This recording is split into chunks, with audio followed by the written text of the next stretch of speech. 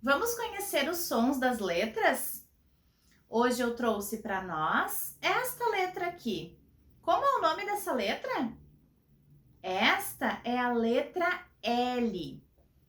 Cada letra tem um nome e cada letra produz um som.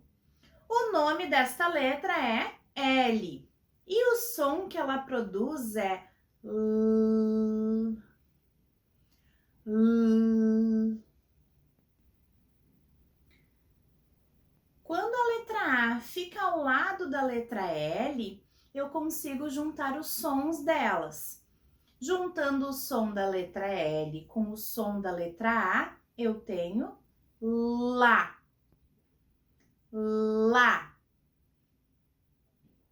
Quando eu consigo juntar o som da letra L com o som da letra E, eu tenho lê, lê.